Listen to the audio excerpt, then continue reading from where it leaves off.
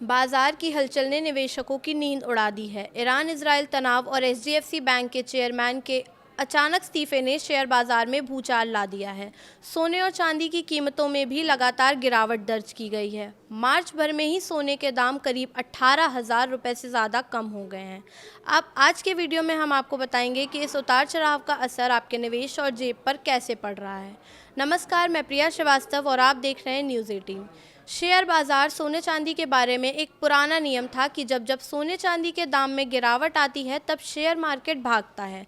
मगर ईरान युद्ध ने ये पूरा सेंटिमेंट बदल कर रख दिया है। आज शेयर बाजार ने भी गोता लगाया, उसके साथ साथ गोल्ड और सिल्वर के दाम में भी गिरावट आई है।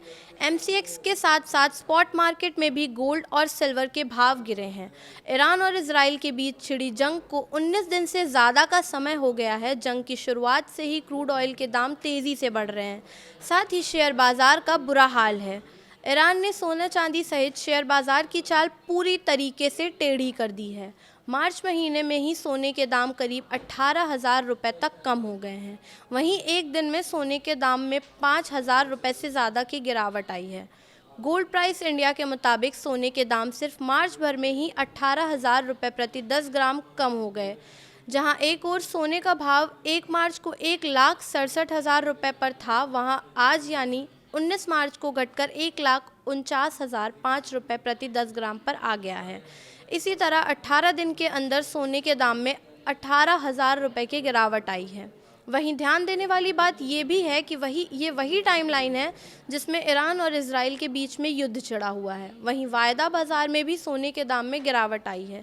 सोना एमसीएक्स पर अभी 5,635 रुपये प्रति 10 ग्राम रुपये सस्ता होकर 1,47,390 रुपये पर ट्रेड कर रहा है। वहीं चांदी के भाव अभी वायदा बाजार पर 15,344 रुपये प्रति किलोग्राम कम होकर 2,32,850 रुपये पर आ गए हैं।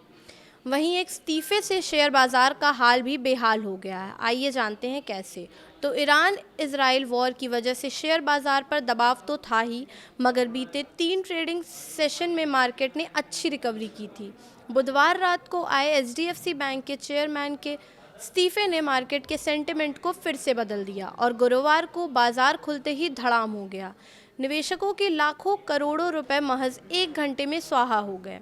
मार्केट में भारी गिरावट के चलते निवेशकों को जोर का झटका लगा है। निफ्टी में 12 महीने की सबसे बड़ी गिरावट देखने को मिली है। ऐसे में निवेशकों का कुल 15 लाख करोड़ का नुकसान हुआ। सभी सेक्टर्स आज लाल निशान में बंद हुए। बैंकिंग सेक्टर सबसे ज़्यादा प्रभावित हुआ। निफ्टी बैंक 1,875 अंक गिरकर 53,451 पर पहुंचा। आज भारी गिरावट किन किन वजहों से शेयर मार्केट में देखने को मिल रही है, ये आपको बताते हैं।